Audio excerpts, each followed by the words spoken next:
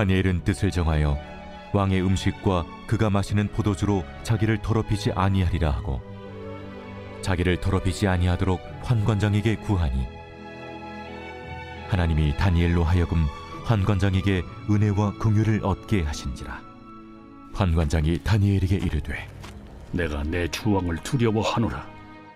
그가 너희 먹을 것과 너희 마실 것을 지정하셨거늘 너희의 얼굴이 처차하여 같은 또래의 소년들만 못한 것을 그가 보게 할 것이 무엇이냐?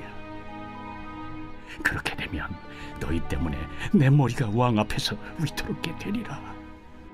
환관장이 다니엘과 하나냐와 미사엘과 아사랴를 감독하게 한 자에게 다니엘이 말하되 청하오니 당신의 종들을 열흘 동안 시험하여 채식을 주어 먹게 하고 물을 주어 마시게 한 후에 당신 앞에서 우리의 얼굴과 왕의 음식을 먹는 소년들의 얼굴을 비교하여 보아서 당신이 보는 대로 종들에게 행하소서. 그가 그들의 말을 따라 열흘 동안 시험하더니 열흘 후에 그들의 얼굴이 더욱 아름답고 살이 더욱 윤택하여 왕의 음식을 먹는 다른 소년들보다 더 좋아 보인지라. 그리하여 감독하는 자가 그들에게 지정된 음식과 마실 포도주를 제하고 채식을 주니라. 하나님이 이 네 소년에게 학문을 주시고 모든 서적을 깨닫게 하시고 지혜를 주셨으니 다니엘은 또 모든 환상과 꿈을 깨달아 알더라. 왕이 말한 대로 그들을 불러들일 기한이 찼으므로 환관장이 그들을 느부갓네살 앞으로 데리고 가니 왕이 그들과 말하여 보매 우리 중에 다니엘과 하나냐와 미사엘과 아사랴와 같은 자가 없으므로 그들을 왕 앞에 서게 하고 왕이 그들에게 모든 일을 묻는 중에 그 지혜와 총명이 온 나라 박수와 술객보다 10배나 나은 줄을 아니라. 다니엘은 고레스 왕 원년까지 있으니라. 다니엘은 그 시대에 나라를 빼앗기고 포로로 잡혀와 있는 그 포로 생활 가운데서도 뜻을 세웠습니다. 하나님의 사람으로 살기로 뜻을 세운 것입니다. 그는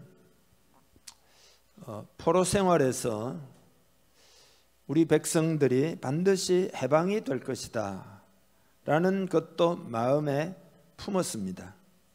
그러니까 하나님의 비전을 품었던 거죠. 하나님의 약속의 말씀을 품었던 거죠. 예레미야의 예언을 기억하고 그죠? 기도하잖아요. 그런 관점으로 자신의 삶을 살았던 거죠. 포로에서 해방되고 다시 부흥되도록 그렇게 헌신을 한 것이죠. 여러분, 지금 우리 시대는 눈으로 보기에는 아주 자유로운 것처럼 보이지만 사실은 그 시대보다 더 많이 포로되어 있다는 것을 여러분 기억해야 합니다. 이 시대는 자유케 되어야 할 부분이 참 많습니다. 여러분 아십니까? 아십니까? 자유롭게 되어야 될 부분이 많다니까요. 이해하고 계십니까? 깨닫고 계십니까? 다니엘이 뜻을 정한 것처럼 우리는 영적인 싸움을 싸울 뜻을 무엇보다도 정해야 합니다. 다니엘처럼 싸울 태세를 갖추어야 합니다. 여러분이 먼저 오늘 이 시대를 신앙인으로 살아갈 때 영적 전쟁이라고 하는 것을 꼭 이해를 해야 합니다. 일단 영적 전쟁이 있다는 것을 알아야 합니다. 알고 계시죠? 사탄은 자기 왕국을 건설하여 세상을 틀어쥐고 있고 우리 주님은 이 땅에 오셔서 하나님의 나라를 심으셨잖아요. 심기 시작하신 거잖아요. 그러므로 이 땅에는 싸움이 존재하고 있는 거죠. 이것이 바로 영적 현실입니다. 영적인 실제입니다. 그러므로 우리는 어떻게 싸울지를 뜻을 정해야 할 줄 믿습니다.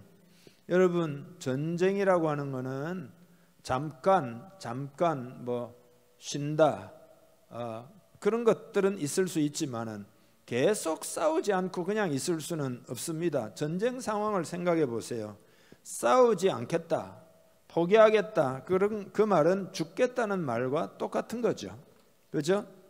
그래서 우리는 싸워야 합니다. 영적인 싸움 말입니다. 믿음의 싸움 말입니다. 그래서 우리의 싸움이라는 게 도대체 어떤 의미가 있으며 그리고 언제까지 싸워야 하는지도 알아야 합니다. 천국 갈 때까지 싸워야 할 줄 믿습니다. 악한 영들이 여러분을 공격하고 있다는 것을 반드시 알아야 됩니다. 매우 구체적이고 매우 전략적으로 활동하고 있음을 여러분이 알아야 합니다. 그 모든 것을 알고 싸워야 합니다. 싸워야 합니다. 가만히 있으면 안 됩니다. 전쟁인데 가만히 있으면 어떻게 되겠어요? 칼에 맞고 총에 맞고, 그죠? 뭐 옛날 같은 화살에 맞고 그렇지 않겠냐 이 말이죠. 이 싸움은 실제입니다. 실제입니다. 영적 전쟁은 비유적인 전쟁이 아니에요. 실제적인 전쟁인 줄 믿습니다. 그래서 성경에 보면은 대적한다, 그죠? 씨름한다, 혹은 뭐 악한 날, 혹은 깨어 있으라, 이런 표현들이 다 사용되는 이유가 뭐냐? 실제 이런 전쟁이 있기 때문에 그렇습니다. 우리 오후 예배에 참석한 분들은 전 전도사님이 치유받은 그 간증을 들었을 텐데요. 전사님이 파킨슨이 있는데 그게 불치병에 영이 들어있는 것을 우리가 기도하는 가운데 분별을 해내가지고 그거를 쫓아내고는 지금 몸이 아주 좋아진 겁니다. 몸이 정상으로 돌아왔습니다. 여러분, 영이 구체적으로 역사하고 있다 그 말입니다. 에베소서 6장 10절의 끝으로 너희가 주 안에서와 그 힘의 능력으로 강건하여지고, 여러분 약해진 무릎을 이렇게 세우기를 바랍니다. 싸우려면 강건해야 된다. 마귀의 간계를 능히 대적하기 위하여 하나님의 전신갑주를 입으라. 여러분 갑옷을 입으시기를 축복합니다. 우리의 씨름은 혈과 육을 상대하는 것이 아니요 통치자들과 권세들과 이 어두움의 세상 주관자들과 하늘에 있는 악의 영들을 상대함이라. 뭐죠? 영적인 전쟁이 존재하고 있다. 그 영들을, 하늘에 있는 악의 영들을 우리는 상대하고 있다는 걸 알아야 된다라는 겁니다. 여러분 보셔요. 싸움이라고 하는 것은 우선은 강해야 합니다. 그죠? 여러분은 강한 용사인 줄 믿습니다. 예수님 안에 있기 때문입니다. 너는 약하다, 나는 약해, 이거는 사단의 속임수에 넘어간 겁니다. 사탄은 계속해서 너는 약하다, 너는 약하다, 혹은 너희들은 나약하다 속이는 것일 뿐이지 실제로는 절대 나약하지 않습니다. 우리는 예수 그리스도 안에 있기 때문입니다. 우리의 대장이 그리스도이기 때문입니다. 우리는 강한 용사입니다. 여러분, 우리는 군대로 부름을 받았고 강한 용사라고 하는 정체성을 확립을 해야 됩니다. 여러분은 영적인 군인입니다. 이것이 여러분의 신분인 줄 믿습니다. 이 신분을 깨달을 수 있기를 바랍니다. 여러분, 군인이 되려면 어떻게 해야 됩니까? 저도 군대 이제 가보니까 제일 먼저 뭐 하느냐, 규칙적인 생활을 하면서 몸을 단련하는 일부터 해요. 아침마다 구보하고 체력 단련을 합니다. 그리고 나서는 전투에 필요한 여러 가지 지식을 습득하게 만들고, 그리고 무엇보다 훈련을 많이 하게 됩니다. 이런 훈련 저런 훈련, 뭐 나중에는 전술 훈련, 이런 것도 다 많이 하게 됩니다. 영적 싸움도 마찬가지입니다. 필요한 것을 하나씩 우리는 갖추어 나가야 합니다. 혹이나 우리 성도들 가운데 싸우는 일이 익숙하지 않는 사람들도 있습니다. 왜냐하면 잘 해보지 않았기 때문에. 싸운다 그러면은 아이고 목사님이나 싸우시고 나는 그냥 열심히 신앙생활 할게요. 어려워해요. 그렇지만 싸울 줄을 알아야 합니다. 군인으로 불른 사실을 기억해야 합니다. 교회는 영적인 군사인 것을 알아야 합니다. 주님이 한 번은 이런 말씀을 하셨어요. 마태복음 12장 29절입니다. 같이 읽죠. 사람이 먼저 강한 자를 결박하지 않고서야 어떻게 그 강한 자의 집에 들어가 그 세간을 강탈하겠느냐. 결박한 후에야 그 집을 강탈하리라. 아멘. 자, 강한 자를 먼저 결박하라. 이 말은 뭐죠? 강한 자를 먼저 결박하라. 이건 뭐냐 하면은 모든 장소나 환경이나 혹은 개개인의 삶 속에 마귀의 세력이 있다 이 말이잖아요. 그러니까 그를 도와줄 때 어떻게 해요? 먼저 강한 자를 결박을 해야 된다. 왜냐하면 그 세력이 하나님이 우리 안에서 역사하는 일을 갖다가 못하도록 계속해서 우리를 회방하고 제한을 하고 뭐 이렇게 막 우리를 방해하고 그렇기 때문에 먼저 강한 자를 결박해야 된다라고 가르쳐주고 있습니다. 강한 자를 결박하기를 축복합니다. 그리고 결박하지 않고서 어떻게 그 강한 자의 집에 들어간다는, 집이라는 건 뭐죠? 악한 영들이 들어와서 거한다 이 말이죠. 그렇기 때문에 그게 집이다 이렇게 표현하고 있는 거죠. 어떤 사람이나 혹은 어떤 단체나 혹은 어떤 환경이나 어떤 지역이나 거기에도 악한 영들이 집을 짓고 살고 있다 그런 이야기죠. 그렇게 해서 우리를 지배하는 것이다. 그러니까 그 집에 우리는 들어가 가지고 그 세간을 강탈하려면 그렇게 해야 된다. 거룩한 의미의 강탈입니다. 왜 이런 강한 표현을 쓰고 있느냐? 영적 전쟁이기 때문인 줄 믿습니다. 여러분, 사탄이 우리를 지배할 때 일반적으로 나타나는 특성이 뭐냐? 그게 수동적인 태도입니다. 수동적인 태도. 내가 되게 수동적이에요. 그러면은 사탄의 지금 억압 가운데 사탄이 우리를 그러니까 누르고 있다, 억압하고 있다는 것을 여러분이 깨닫기를 바랍니다.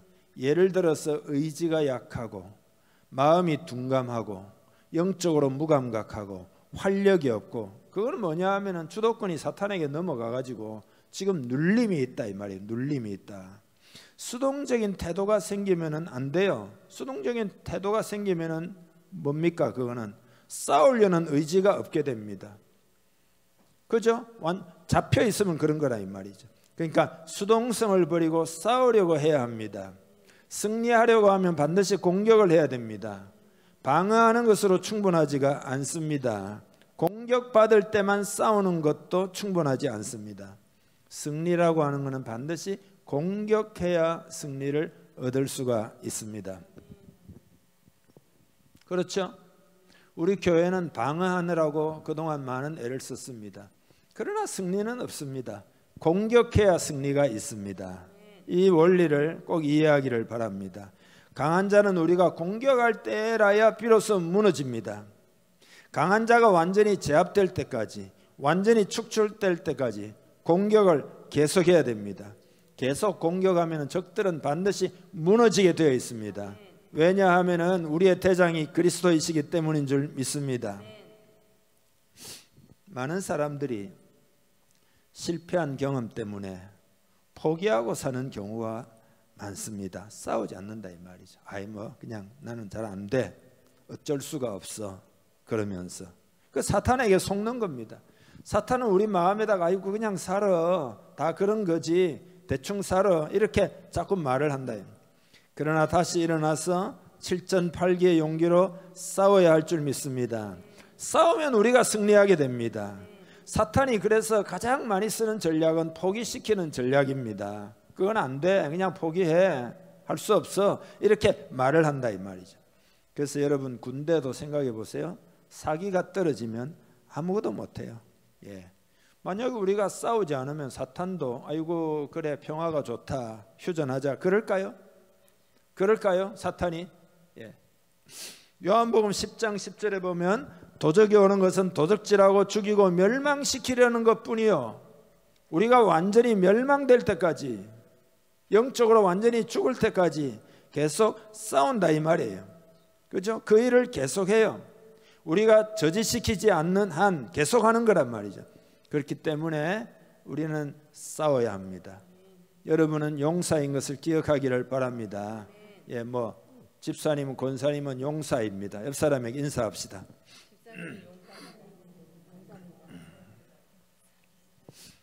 자, 여기 보셔요. 예, 오늘 구정에 여러분 은혜 받기를 축복합니다. 자, 어떻게 싸우느냐? 첫째로는 자, 따져봐야 됩니다. 따져봐야 된다. 싸울 때는 따져봐야 된다. 이게 무슨 이야기냐? 누가복음 14장 28절부터 쭉 읽겠습니다. 너희 중에 누가 망대를 세우고자 할진대 자기의 가진 것이 준공하기까지에 촉할는지 먼저 앉아 그 비용을 계산하지 아니하겠느냐. 그렇게 아니하여 그 기초만 쌓고 능히 이루지 못하면 보는 자가 다 비웃어 이르되 이 사람이 공사를 시작하고 능히 이루지 못하였다 하리라. 아멘. 자, 여기 보셔요. 망대를 짓는데 이게 지금 1,000만 원 들겠구나 이렇게 따져보고 내 수중에 500만 원밖에 없어요. 그럼 만약에 정말로 지으려면 어떻게 해야 돼요? 뭐 땀을 흘리든지 뭐 어떻게 하든지 간에 도움을 청하든지 1,000만 원을 만들어야 세울 수 있지. 500만 원 가지고 하다가 중간에 포기하면 비웃음밖에 더 사지 않겠느냐, 그런 이야기입니다. 그러니까 여러분, 우리가 싸우려고 하면은 우리에게 자원이 충분히 있어야 됩니다. 그래야 싸울 수가 있어요. 자원이 있어야 됩니다. 근데 여러분 보세요. 많은 사람들이 어떻게 살아가느냐. 세상에서 먹고 사는 것을 위하여는 모든 시간을 다 사용해요. 그런데 교회에서 주일날 단 1시간 말씀 듣는 것이 여러분의 삶의 전부라면 그게 가장 위험해요.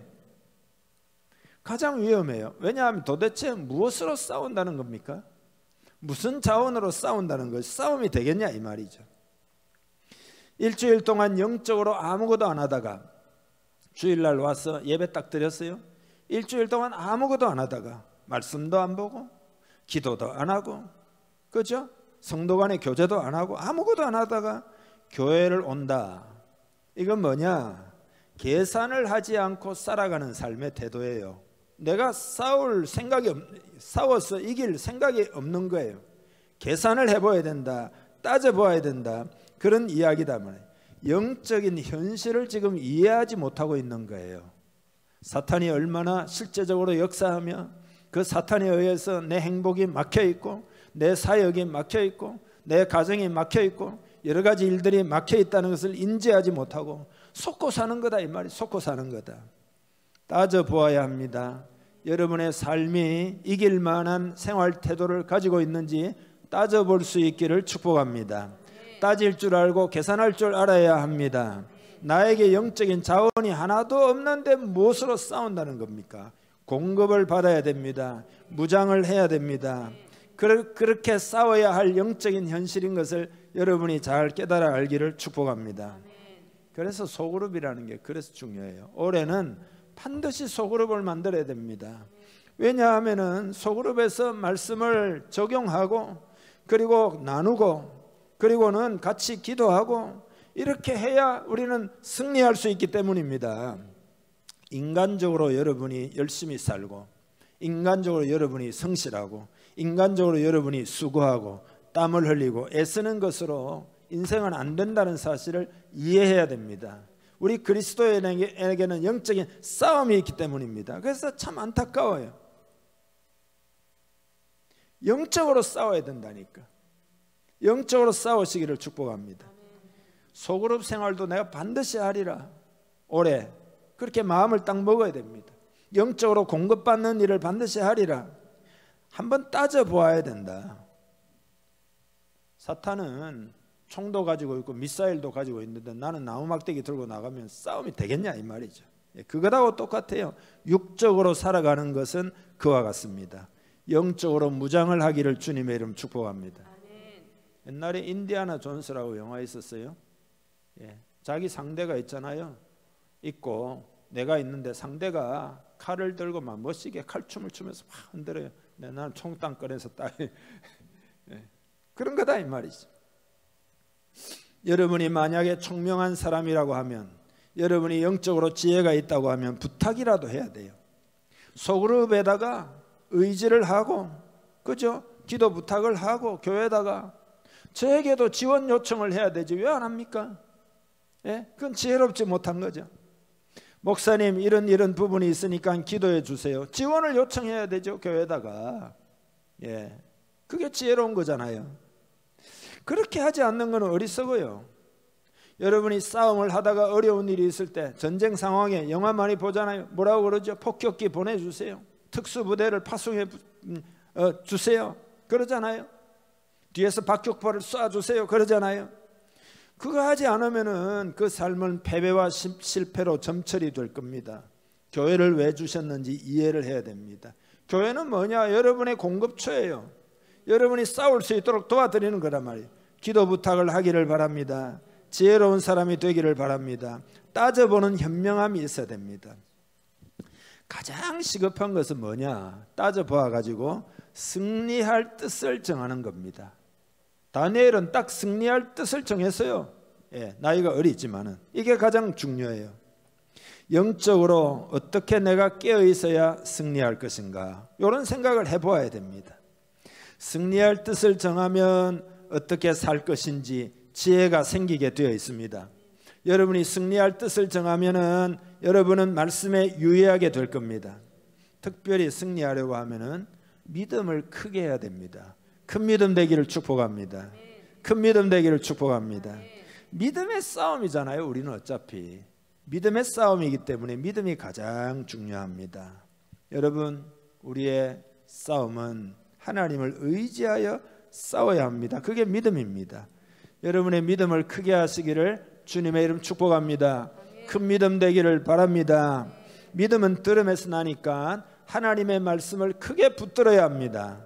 하나님 말씀을 크게 붙들면 큰 믿음이 됩니다. 믿음은 하나님의 자원을 덧입는 겁니다. 크게 덧입기를 축복합니다. 사탄은 시험을 해요. 왜 시험하죠? 왜 시험하죠? 우리의 믿음을 떨어뜨리기 위해 시험하죠. 이런 것 저런 거 막 건드려보고 자꾸 믿음이 흔들리도록, 믿음이 적어지도록. 그러면 우리 가만히 있으면 되겠어요? 믿음을 강화해야 할 줄로 믿습니다. 그러니까 찬송도 뜨겁게 불러야 됩니다. 기도도 뜨겁게 해야 됩니다. 은혜 받으려고 하는 열의가 넘쳐야 됩니다. 하나님 말씀도 뜨겁게 받아들여야 됩니다. 그렇게 은혜를 받고 능력을 받아야 된다 이거죠. 싸우려면 이런 것들을 다 따져봐야 된다 이거죠.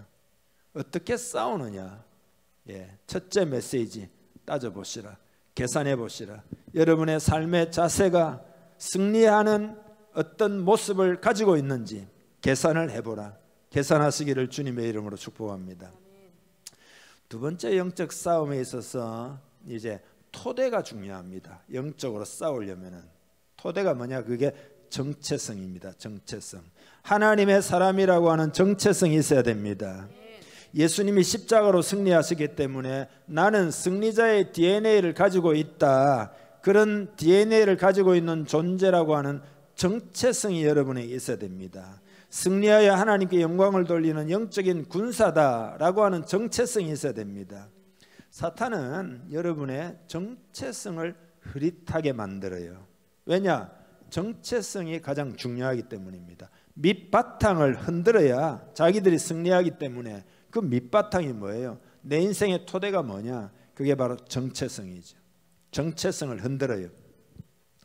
다니엘을 보면 정체성을 흔드는 이 공작이에요. 자, 느부갓네살은 식민지 정책으로 왕족과 귀족의 자녀들을 붙잡아 와가지고는 뭘 해요? 바벨론식의 훈련을 하죠. 뭐 하는 거죠? 바벨론식의 사람으로 만들려고 하는 거죠. 느부갓네살은 노련한 정치가입니다. 세계 정복의 꿈을 꾸고 있습니다. 식민지의 반란을, 많은 식민지를 거느려야 되는데 그 반란을 잠재우려고 하면은 억압만 해가지고는 그걸로는 해결이 안 돼요. 그래서 정복한 나라의 인재들을 데려다가 바벨론의 교육을 시키고 바벨론의 행정부에 등용을 해가지고 그들이 일정 분의 역할을 할 수 있도록, 그렇게 해야 반란을 잠재울 수 있고 식민지를 잘 관리하고 식민 통치를 잘 할 수 있다. 그래서 왕족 아니면 귀족 출신 중에서 용모가 준수하고 능력이 출중한 인재들을 잡아와가지고 3년 동안 완전히 훈련시키는 거란 말이죠. 3년 동안 인간 개조를 해가지고 바벨론에 충성하는 사람으로 만든다 이거예요. 그래서 언어도 가르치고 문학도 가르치고 바벨론의 수학이나 과학이나 항해술이나 언변술이나 정치나 역사나 지리나 모든 것을 다 익히도록 만들었다. 완전히 바벨론의 정신을 가진 사람으로 만드는 작업이에요. 먹는 음식도 왕족의 식단에 준하는 것을 먹였습니다. 그리고는 이제 모든 준비가 다 끝나면 왕이 직접 테스트를 해보고 등용을 하는 겁니다. 그러니까 여러분, 거기에 안 넘어갈 사람이 누가 있겠어요? 쉽지가 않죠. 그죠? 이름도 바벨론식으로 다 고치잖아요. 다니엘이라는 말은 하나님은 나의 재판관이다 이런 뜻이거든요. 그런데 이름을 벨드사살 이렇게 고치잖아요. 벨은 이 바벨론의 신을 말하는 거거든요. 마르둑이라고 하는 신인데 그 신을 벨이라고 부릅니다. 그래서 벨드사살은 벨의 금고를 지키는 자 이름을 바꿔요. 하나냐, 이거는 하나님은 은혜로우시다. 이걸 이름을 어떻게 바꾸느냐? 사드락 그러거든요. 태양신으로부터 영감을 받은 자 이렇게 이름을 고칩니다. 미사엘, 이건 뭐냐? 하나님같이 강한 자가 누구냐 이런 뜻이거든요. 그런데 메삭 이렇게 바벨론 속으로 미의 여신을 예배하는 자 이름을 바꾸어요.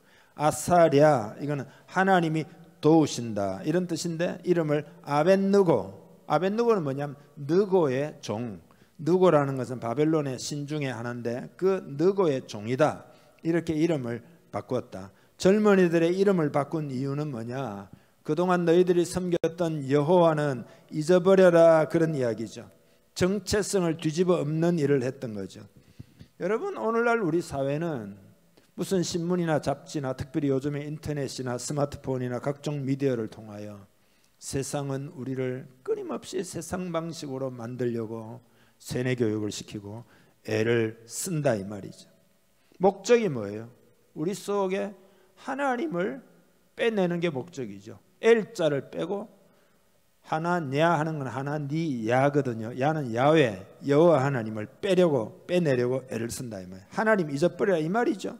세상에 성공하고 세상이 너희를 행복하게 만들고 너희는 세상에 속했고 세상에 힘이 있고 그러니까 세상에 순종하고 그래서 엘과 야를 빼버려라 이런 도전의 직면에 있다는 것을 우리는 깨달아야 됩니다.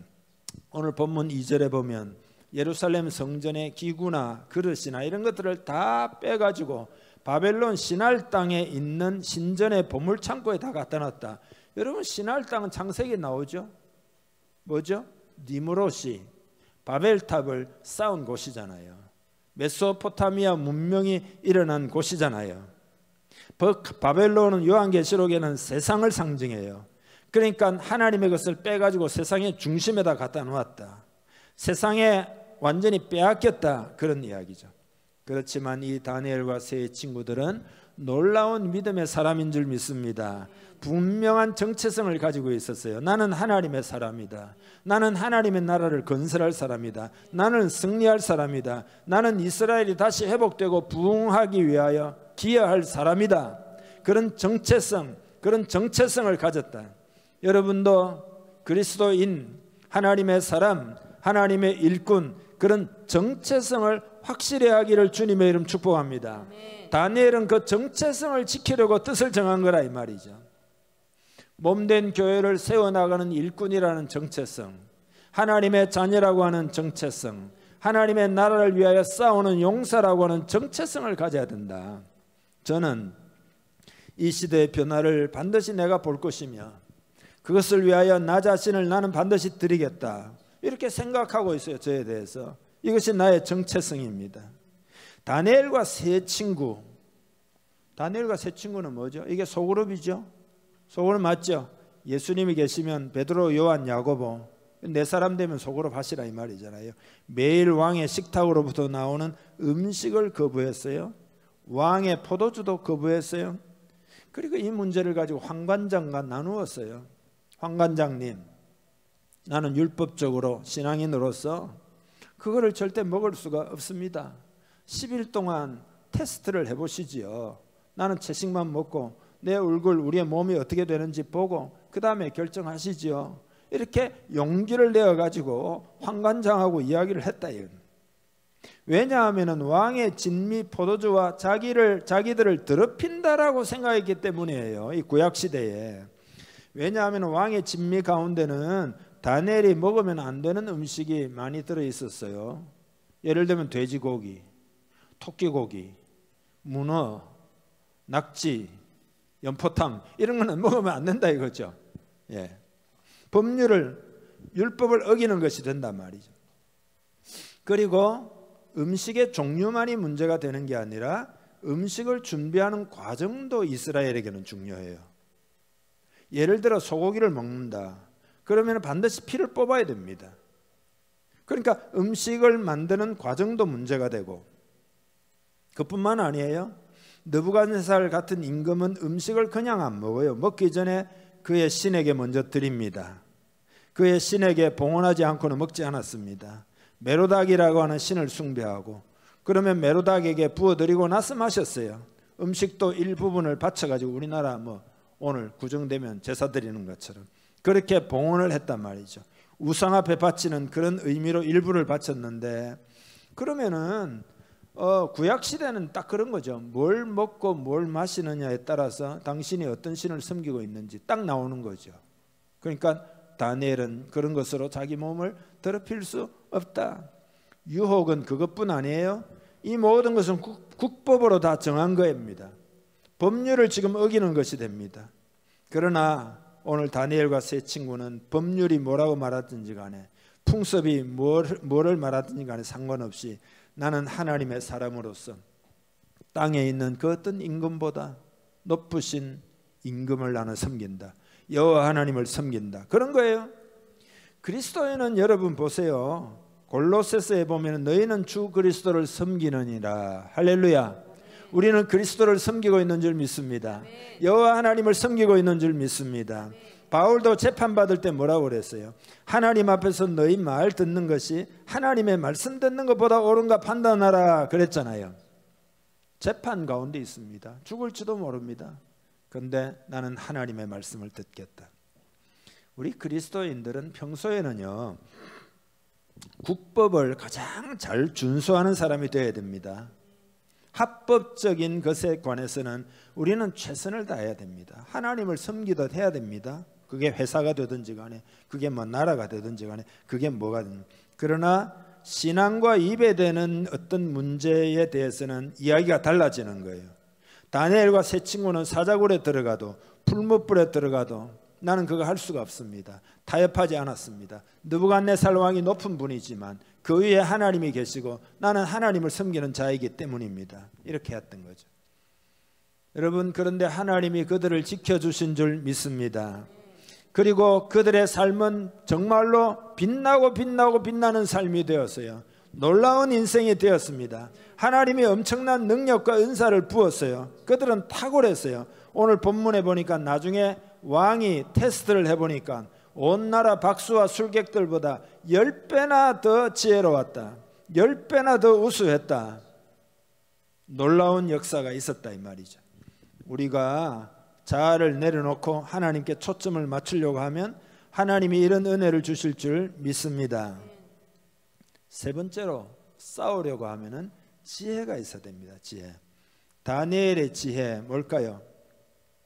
우리가 이제 세상을 살아가고 영적인 싸움을 할 때는 지혜로 해야 됩니다. 왜냐하면은 왜일까요? 사탄이 우리를 속이기 때문입니다. 그러나 우리에게 지혜가 있으면 사탄이 아무리 속여도 우리 속에 영적 지혜가 있으니까 승리할 수 있는 줄 믿습니다. 하나님의 지혜로 사탄의 속임수를 대처해야 할 줄로 믿습니다. 그래서 황관장에게 황관장의 입장에서 지혜로운 제안을 하죠. 그죠? 아까 말씀드렸죠? 10일 동안 테스트 해보시죠. 10일 동안 테스트를 해보시죠. 그러니까 완전히 3개 나오니까 이걸 억압해가지고 지금 될 문제가 아닌 것처럼 보이잖아요. 되게 고민이 되잖아요. 황관장 입장에서. 근데 테스트 해보고 만약에 10일 후에 우리가 초췌하고 뭐가 잘 안 되고 이러면은 그대로 따라가겠습니다. 그러나 만약에 10일 후에 더 좋으면은 우리 뜻을 존중해 주십시오. 황관장 입장에서는 할만하잖아요. 왜 다니엘과 세 친구가 이렇게 했느냐?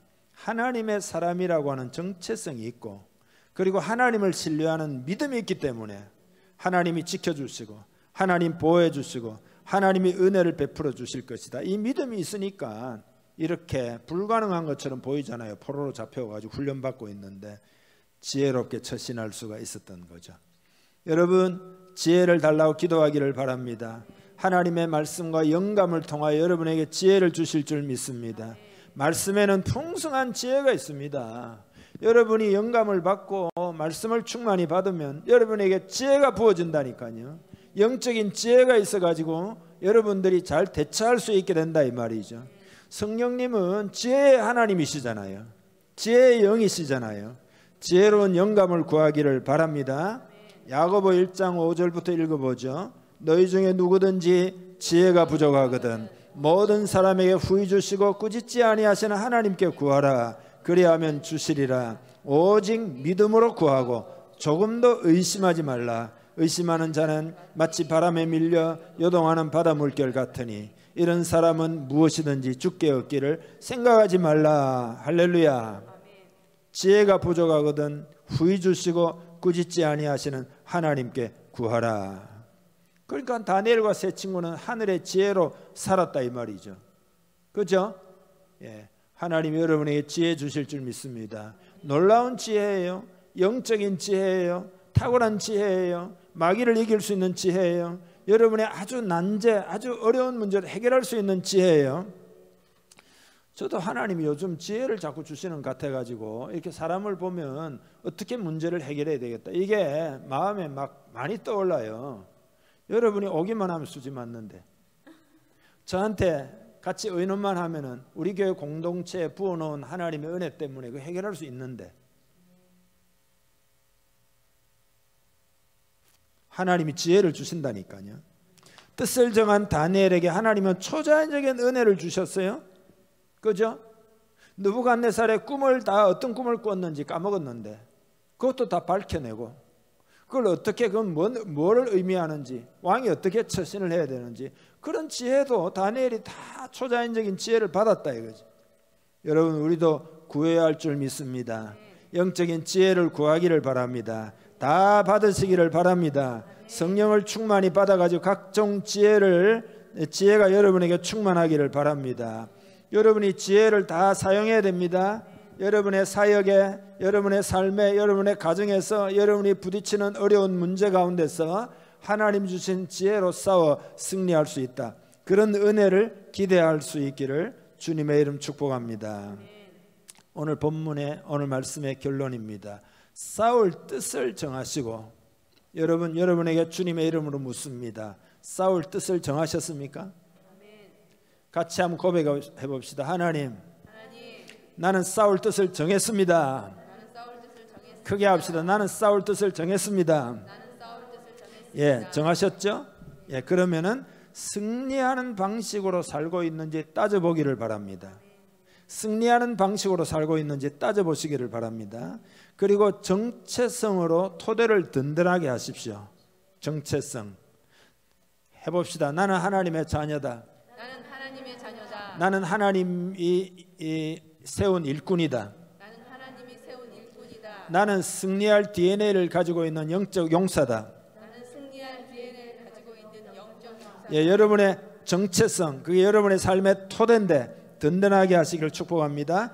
그리고 하나님의 초자연적인 지혜를 구하시기를 바랍니다. 오늘부터 구하시기를 바랍니다. 계속 구하시기를 바랍니다. 계속 부어지도록 구하시기를 바랍니다. 여러분이 지혜로운 사람 되기를 축복합니다. 그게 기름 부음이에요. 기름 부음 주옵소서. 그게 무슨 뜻이에요? 능력과 지혜를 부어달라, 그 말이잖아요. 예, 그렇게 하여 승리하기를 바랍니다. 우리 공동체가 승리하기를 바랍니다. 한 해 승리하기를 바랍니다. 잘 싸워서 하나님께 영광을 돌리기를 바랍니다. 이제 우리 앞에 승리가 있는 줄 믿습니다. 눈에 보이는 것으로 판단하지 마세요. 믿음으로 보기를 바랍니다. 믿음으로 하나님 말씀 받아들이고 오늘부터 새로운 마음으로 전진하여 승리하기를 주님의 이름 축복합니다. 우리 함께 기도하겠습니다. 하나님 싸울 뜻을 정했습니다. 승리하는 방식으로 바꾸기를 원합니다. 따져보고 계산해보기를 원합니다.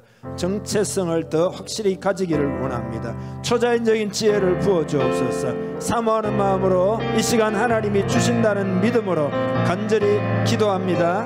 하나님 아버지, 이 시간 기도합니다. 승리하는 방식으로 사는지 계산해봅니다. 따져봅니다. 정체성의 토대를 든든하게 하고 오늘 말씀을 우리 마음 깊이 받아들입니다.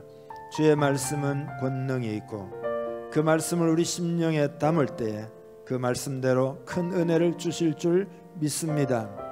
하나님 아버지, 이 시간에 용사의 정체성을 확립하고 싸울 뜻을 정합니다. 승리에 대하여 비전을 품습니다. 반드시 승리하리라. 그리고 승리하는 방식으로 사는지 계산해 보라 했사오니 주님, 우리를 돌아봅니다. 승리하는 방식으로 살기를 간절히 원합니다. 교회의 지원을 받기를 원합니다. 그리고 정체성의 토대를 든든하게 하기를 원합니다. 그리고 초자연적인 하나님의 지혜를 구합니다. 기름 부어 주옵소서. 이 시간 성령으로 충만하게 하여 주옵소서. 하늘의 신령한 은혜를 주셔서 승리하게 해주시고, 그래서 우리 삶이 복되게 해주시고, 내 삶만 복된 것이 아니라 복을 나누어 주고 수많은 영이 영원히 하나님의 복 가운데로 다 나올 수 있도록 역할을 하는 우리가 되게 하시고 우리 공동체가 되게 하여 주옵소서. 올 한 해 동안 크게 승리하도록 축복하여 주시옵소서. 각 가정마다 승리하게 해 주옵소서. 각 인생 각 사람마다 승리하게 하여 주시고 각 사역마다 승리하게 해 주시고 이 민족 이 나라도 승리하게 하여 주시옵소서.